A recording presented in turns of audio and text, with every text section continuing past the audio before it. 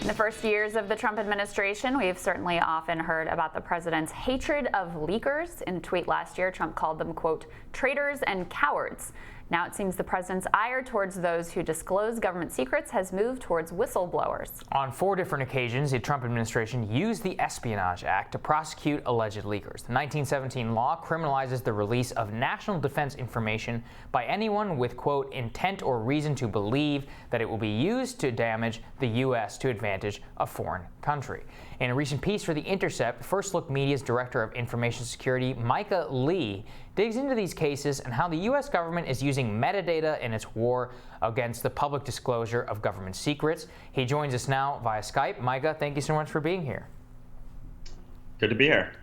Micah, tell us, I guess, about the significance of using metadata in some of these cases. I know Reality Winner is one of the most prominent cases here in which the metadata from the documents that were published, I believe, in The Intercept were ultimately what led to her arrest. What's the overall significance of this? I think what a lot of people don't realize is that whistleblowers are just normal Americans that are doing their jobs and see something that is very disturbing and want to bring it to the public. And that when they're doing this, when they're like searching their government databases, when they're searching Google, when they're making phone calls, when they're sending text messages, every single thing is being recorded. And this is especially true for government workers in their workplace, but also everything that people do on private companies, like when you send Facebook messages, when you do a Google search, when you like walk around, your location is being recorded by your cell phone carrier. All of this information gets used against whistleblowers. Yeah. So what is the Trump administration doing that's different from past administrations? I mean, it's actually in many ways similar to the Obama administration. The Obama administration really ramped up this war on whistleblowers, but the big thing that's different is that the Trump administration is escalating it. During the Obama administration, the Obama DOJ prosecuted 9 leak cases over the course of 8 years. So far, in the first 2.5 years of the Trump administration, the Trump DOJ has prosecuted 7. So, Micah, I mean, I think you kind of hit the nail on the head, which is that the infrastructure here has been laid out since the Bush and the Obama years. If anything, it's really just there have been a lot more leaks under Trump, and so that's why a lot of these leak prosecutions are happening. What is, I guess, the concern around the use of metadata? I mean, I think that as surveillance capitalism is completely ubiquitous and everywhere, and as technology increases, it's actually getting much harder for sources to get their message out anonymously and stay safe than it used to be. It used to be that people could use a payphone and have like reasonable expectations of privacy in general. And today, everything is under surveillance.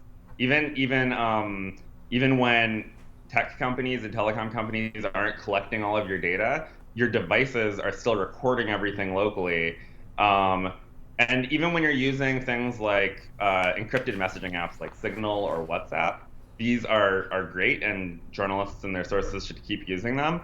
But it's important to realize that the copy of the messages on your phone are not actually being protected by that encryption. So if your phone gets seized and searched, then those messages are there for the investigators to read. So I was wondering that in the case of Signal in particular, which is that they were just they didn't delete their messages. They didn't have I thought that was the entire purpose of Signal in the first place. So I guess if there's any potential whistleblowers out there, you should be having disappearing messages on. Is that right? Tips. Yeah. Yes, that's right. And it's much better still to be using Signal than to be sending messages over like just text messages or Facebook or something. iMessages is basically, you might as well be opening. I mean, what kind of data can the government obtain? The methods that they use to obtain data from companies is they just can send court orders to get metadata, and then they could also, if they have enough evidence, they could send search warrants. And so with court orders, they can get metadata.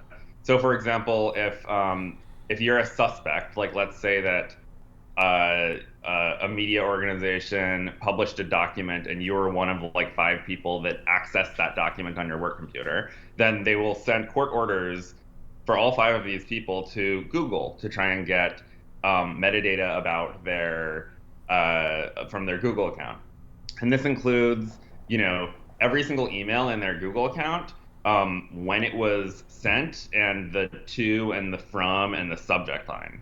Yeah. And so, and this is true not just for Google. This is true for everything. This is true for like AT&T and Verizon and T-Mobile. They can get a list of all of your phone calls. They don't actually necessarily know. They can't listen to those phone calls with just a court order, and they can't read your text messages with just a court order, but they can see a list of who you were talking to, and that often is enough. Right. So what metadata is, for people who maybe don't have a full understanding, it's basically all the information about the communication, but not the communication itself. But that can, in and of itself, be incredibly revealing. Yeah. So final question for you, Micah, which is, which of these companies are cooperating most with the U.S. government? I mean, all U.S. companies are legally required to cooperate with the U.S. government when they are ordered to by a court. So I think that the companies that are cooperating the most are the ones that have the most data, and it's not because they're necessarily like more eager to cooperate. It's more just that they have the data that the government wants, so the government demands it from them. And so in most of these cases, Google was a big one, and Twitter and Facebook have also cooperated, and then AT&T and other telecom companies. Now, Apple has sort of pushed back on some of these things, correct? Have they continued to take a stand?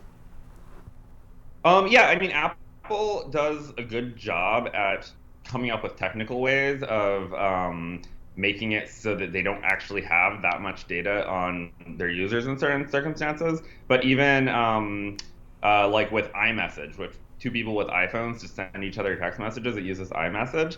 iMessage is end-to-end encrypted. It's kind of like Signal, but the government can still send them a court order and get metadata for those iMessage conversations. So they can know that this one iPhone user sent a message to this other iPhone user. At this exact time. There you go. Not much you can do. That's why I only use carrier pigeons. Micah, thank you. Thank you so much, Micah. Thank you. We'll have more Rising after this.